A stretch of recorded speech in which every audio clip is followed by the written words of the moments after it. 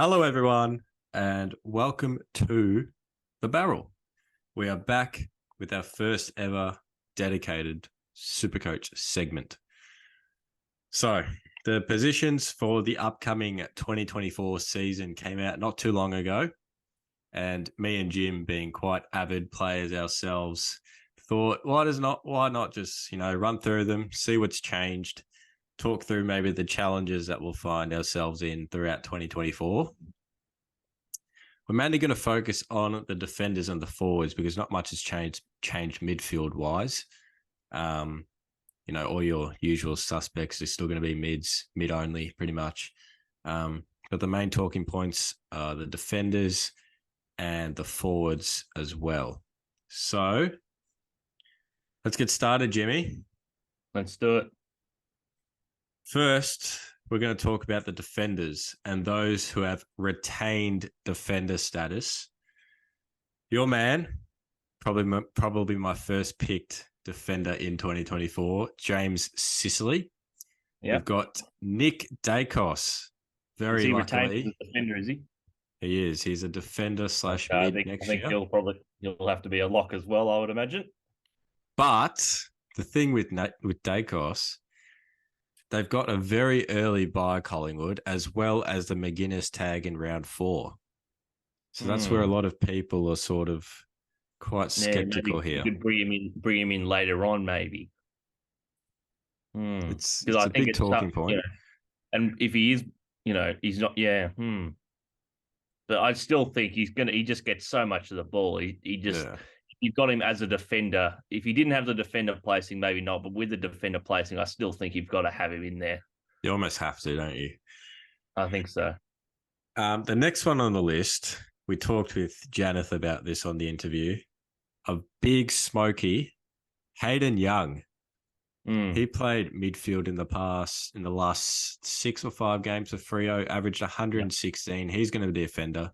He's definitely going to be in my team. Yeah. To start. They have a favourable bye as well, Freo. I don't think they have a bye until round 16 or something, along with Port Adelaide. Yeah. So he'll definitely be in there. Yeah, I think so. I think the theory is he'll play a lot more midfield time in the upcoming season. So if he's averaging those sort of numbers in the games he played in the midfield, I think he's definitely got to be another one who you've definitely got to look at. Yep.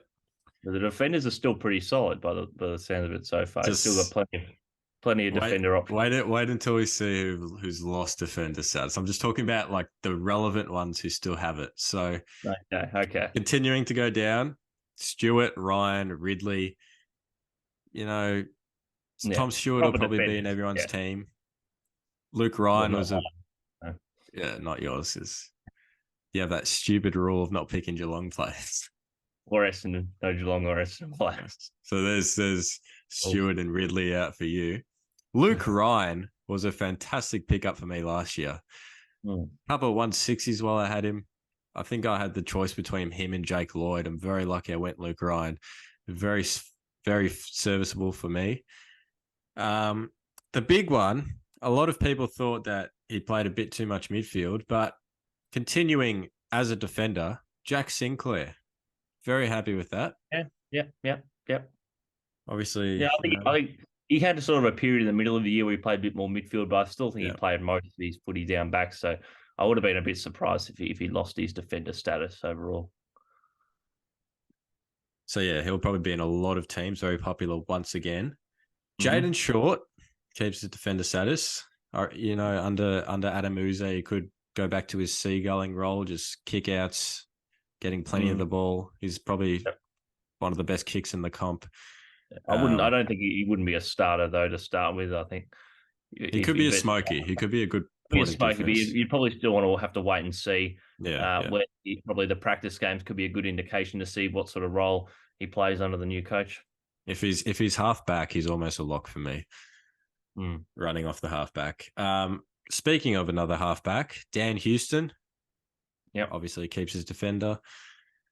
And another smoky who had a great year last year, who could possibly find his way into a lot of teams, Nick Newman, the little man from Carlton. So It's always one to look out for. Now, I'm just thinking with Williams coming back as well, will he get as much of the ball down back as he did this year? That's probably the only he's knock. probably not one you start with. No, you wouldn't have thought so. You have to, yeah. He's not in the top sort of probably 4 or 5 that you'd be looking at to start in your side. Now, this is where we get interesting. Those who have lost their dual position eligibility, so they're now pure defenders. Harry Sheasel, which could be a very good pickup if he plays like he did in his first year. Yeah. Will he play that halfback role again? I wouldn't have thought so. He might play some of it, similar to Dacos in his second year. Yeah. But I think he'll probably move into a bit more into the midfield in this coming season. That could be even better for him. Which would be my theory. It could be better for him, that's true. But he did get a lot of the ball in that half-back role, so we'll have to wait and see where he goes. He could play some forward as well. Obviously, as a junior, he was more sort of that goal-kicking forward. Yeah. So whether he'll transition into that in the future, probably won't get as much of the ball if he plays more of that role. We'll have to wait and see. We will. Nazaya, Wanganeen Malera. Yeah. Pure defender now. Pure defender. Yeah. He had some good games last year, a couple of 100 pluses. A lot of people. I think he's a very good young player, but whether or not he has the consistency of getting, 25 each game is probably still remains to be seen. So I wouldn't start with him, but definitely one who could come up later on. Possible breakout year. Likewise for Lockie Ash. He's been building. Obviously, good draft pick a few years ago for the Giants. Playing off halfback, he's fast. He's got a great kick. Could be one to watch. And finally, also from the Giants, had a fantastic final series, but he's just injury prone, inconsistent. Lockie Whitfield. Yeah. He was outstanding in that final. So it's one of the real reasons the Giants got as far as they did with that sort of the tsunami surge from the half-back line going from one end to the other. He was a huge part of that. But again, injury prone. So I wouldn't quite have him in my side. I wouldn't have thought. But if he can have a full season again, he's definitely in the conversation. Yeah. Practice games will tell a lot. But, they could also force you into some... Yeah. Okay. And even if he is relatively fit, he's not going to play 23 games a year, is he? I wouldn't have thought so. Getting on a bit now. You never know with him. You never know, but the Giants have a fair bit of depth in that sort of position, so they'll probably rest him here and there, I would have imagined. The big ones now, Jimmy. The ones who are not now defenders anymore. Yeah. Big sad Jordan Dawson. Yeah, that's a loss. Be expected, I would imagine. Yeah. Sam Doherty, no longer a defender. Really? Well, I probably wouldn't have started with him anyway. No. And another big loss, serviceable for me last year, Will Day. No longer a defender. No. But, his price would have gone up a fair bit last year. Started pretty low when he went to, so definitely a very handy pickup then. But now as a pure midfielder, probably wouldn't quite make as many teams as he did last year, I wouldn't imagine, and probably about right. Didn't play much defence at all last year.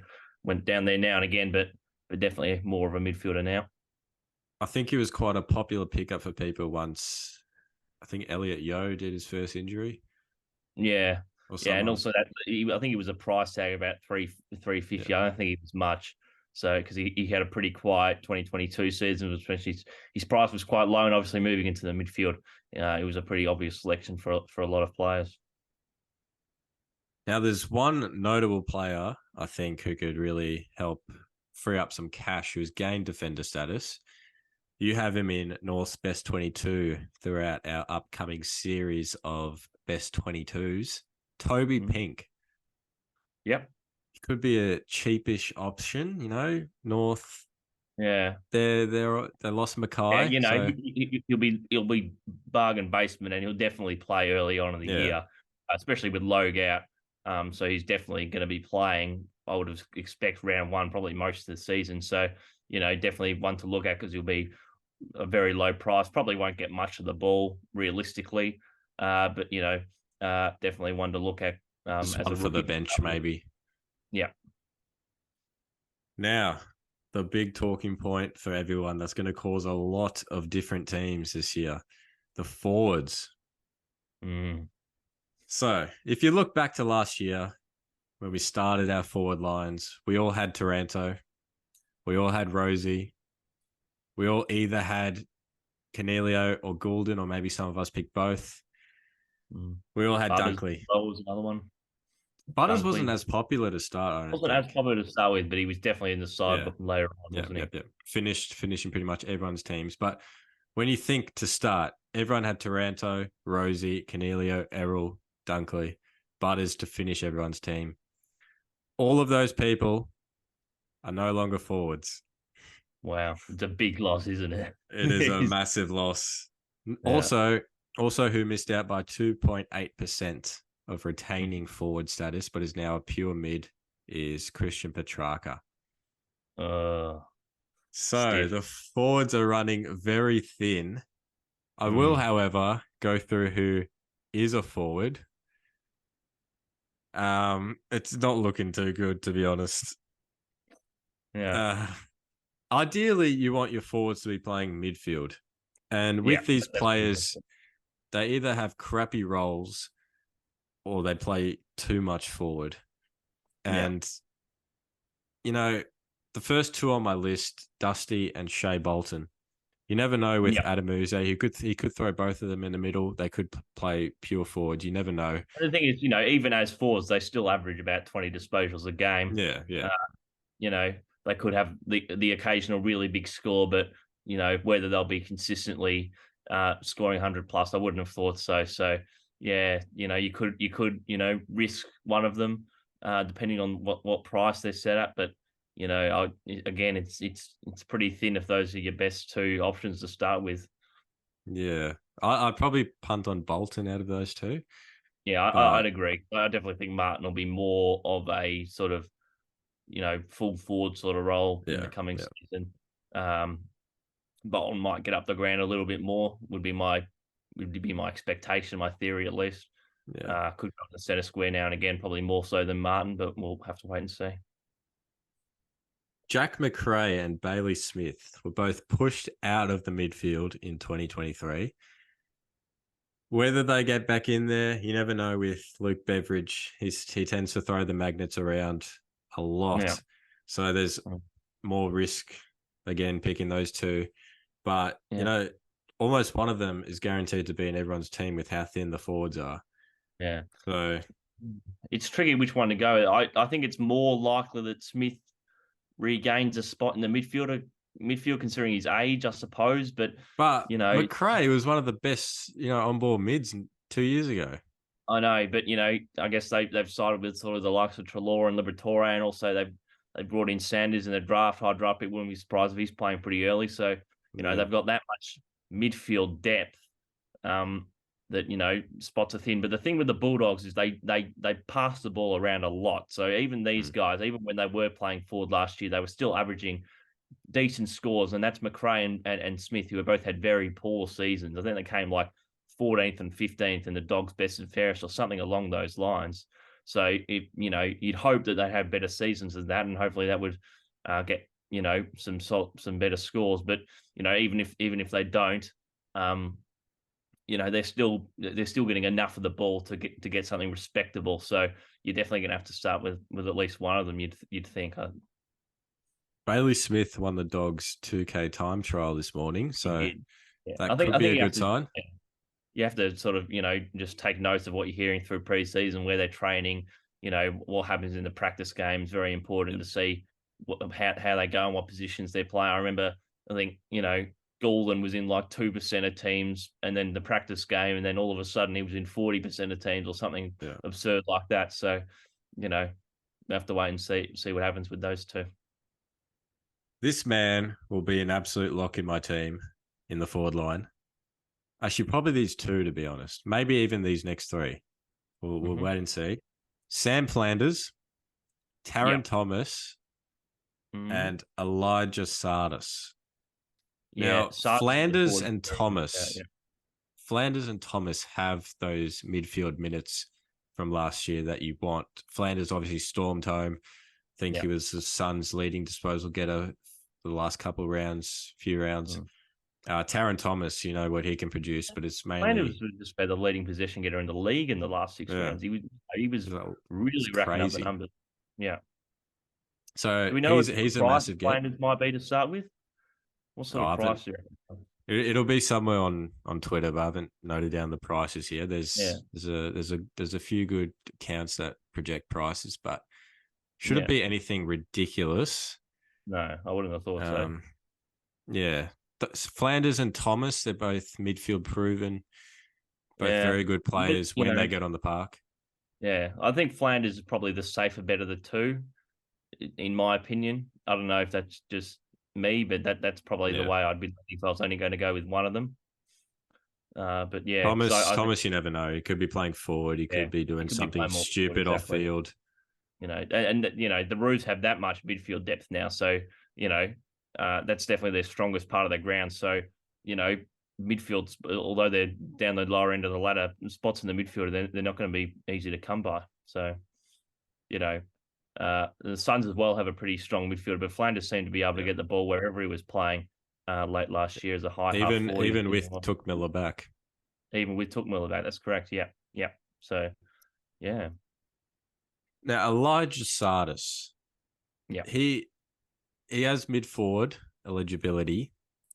He could break into that Essendon midfield, maybe. He could do a Ben Hobbs of 2022. You know, he could possibly get a few minutes. Yeah. But he's more one maybe to fall back on to see what his role is in the preseason games. I think he'll be priced around 250. Yeah, if his price is around that, I think he'd definitely be one to look at. I would suspect because he was a massive accumulator of the footy in his junior years. I think he averaging upwards of 30 disposals per game in the Coates Talent League as a junior. So he was one I had, you know, before he got injured. When I first set my side, he was one of the first locks I had in there as a rookie last year before he got injured. So I definitely think he'd be one to look at. But of course, plays for Essendon. So now I've got a few smokies that could possibly make their way up the rankings. Toby Green. I've never been too keen on him due to the amount that he plays in the forward line. He does occasionally pinch hit in the midfield, but he's more one to look at. You know, he's obviously one of the best player in the comps at his position. I just don't think he's be one of the ones you want to start with. No. So I think, you know, he's capable of scoring 180s or a 20. Yeah, because you know he just generally he's a goal kicking forward. So you know he's going to kick a lot of goals, and he's going to get probably around, maybe not quite, but somewhere between 15 and 20 disposals a game, and that's just not quite enough to have. Especially you want genuine midfielders playing in your forward or being in your forward line, and he's just not quite that. I mean, he's still an amazing player, but for Supercoach purposes, probably not the one I'd be going for. Dylan Moore, do you have any read on what his role will be? I'd presume pretty similar to last season. He didn't quite get the same numbers he did the year before. I definitely think with Ginnivan and Watson both coming in, that means there was a slight chance before we brought those two in. I thought he could play more sort of around the goals, but that definitely won't happen now that we've brought those two in. So he'll definitely be playing as a high half forward, maybe on the wing now and again. But whether he will be able to get upwards of 20 disposals a game, I'm not sure. We'll have to wait and see. He had a much better year in 2022 than 2023. I had him in my team last year, and he just had too many games where he sort of got around sort of the 70, 80 mark, which just isn't quite enough. So he'd be a bit behind some of the other guys to start with. But again, he's definitely one you could look at because his price won't be massive because he didn't have an amazing year. So if you could just go back to that 2022 form where I think he averaged close to 100, that would be ideal. This so definitely one to look at, but I wouldn't have him to start with. I wouldn't have thought. This one I'm very excited about. Mm-hmm. He's just been traded from Carlton to North Melbourne, and he is training, apparently, as I've seen on Twitter, in a halfback role. Zach Fisher. Yeah. Oh boy, we all know what halfbacks can do. Yeah, and I think even he did play a little bit of halfback for the Blues last year. And when he did, I think he had a game where he got like 32 disposals or Yeah, something. So yeah, playing for North, I think he could be very similar. With Zeeble retiring that season where Zeeble went to the backline and got absurd scores, I wouldn't yeah. be surprised if Fisher could do something similar. So that's He'll definitely, be reasonably priced as well. So yeah, it could be a very exactly. handy So pick up there. I think he'll be definitely one. I think when you say he won't be a massive price, and I think he could get some pretty big scores. So he's definitely one I'd be looking at early doors. Now the last two I have for before we move on to the draftees, Caleb Daniel and Josh Rochelle. Now I think Rochelle he played a bit midfield. You know, bit of a goal sneak as well. I think he could make his way up the rankings next year. Could be sort of that mid-price smoky. And Caleb Daniel, another one of the Bulldogs with a terrible role last year. So inconsistent. You don't know what he's going to do. He could put up 150 or 10. You really don't know with him. But, there are always ones to fall back on, especially with how thin the forwards are. It's going to be really interesting who people pick. I'm sure once the practice games and once training notes come out, we'll see. Everyone having a pretty similar sort of set up by the end, but Yeah. it's definitely interesting discussions at this point, isn't it? But yeah, you know, for Supercoach purposes, you'd hope Carl Daniel would go back to that back role. That's probably where I think he's probably where he plays his best footy as well. So, Bevo doesn't like putting people where they I play the wouldn't best trust footy, Luke though. Beveridge. Yeah, but because they've also got Bailey Dale and Ed Richards really came along last year, so Yeah. they've got players in that role. So whether or not he will go back to the halfback role, I'm not so sure. So yeah. I'll tell you who we can fall back on a bit. The new draftees. Yes. So we've got their positions in. Harley Reid, he'd Mm-hmm. be, I'd imagine he'd be a lock for pretty much everyone's forward line. He'll be a mid I would forward. think so. Yeah. Whether or not I don't think he'll get massive numbers, but I still think you've got to have him in there. Yeah, Um, he'll be what 198K around that. So yeah, he might just pick the two. I think number one picks are usually get to 20 207 or 202, something, or something 202, like that. 207, something like that. But as a mid forward, I don't think he'll get massive numbers. Probably depends where he plays. A bit more of an impact player rather than a high disposal getter. But I still think Yeah. he'll be in most teams. So it'd definitely be the conservative thing to plop him in there as well, especially as a forward. This man will definitely be in my midfield come round one if he's playing. Colby McKercher, he's a Yeah, pure midfielder. massive So accumulator. he has to be a Gets lock pretty lots of much. the footy. Yeah. He's just a midfielder, isn't it? Not Yeah, mid forward. pure mid. Pure mid. Yeah. He might play a little bit more forward for North, considering their midfield depth now. But I think he'd still play more of a midfield, and he gets a lot of the ball, so he's got to be in there. I assume he'll play round one. I think that's what everyone's expecting. So yeah, definitely got to be in there. Jed Walter, the key forward, he's pure forward, but I'm not too keen on him purely because I don't like picking key forwards. Yeah, I've just never been keen on them. He could be a look. He could be a looking for maybe a bench spot to start with. Yeah, I think possibly. there's a fair chance he could play early because he's got that big body. So he's one of those key forwards that could be more likely to play early doors. But again, whether he'd be up a price for a draftee. So whether if you want to go with him, I'd probably want to go with one of those smaller players because come round one, there's players picked who pick 30 who you really weren't expecting to play, but there's always here and there, rookies who end up getting played. So I reckon he'd be less likely to be in the starting side, Walter, at this stage. They've also got King and Lukosius, so yeah, they're probably. I do think Walter will play. Maybe not round one. He'll definitely play at some stage next year. Yeah. So probably not. But again, key forwards, especially draftee key forwards that are high picks, probably not the way to go. I wouldn't have thought. Zane Dersma will be a mid forward. Mm-hmm. Could be another shout there. Yeah, again, not a massive disposal getter. Yeah. You'll be playing more as a forward to start with, I would have imagined. He'll be a high price as a high draft pick. So again, another one. Probably wouldn't quite be in my side to start with. Probably go with more of a you feel a bit again, you've got to pick someone. So it depends who gets picked in round one, I suppose. Yeah.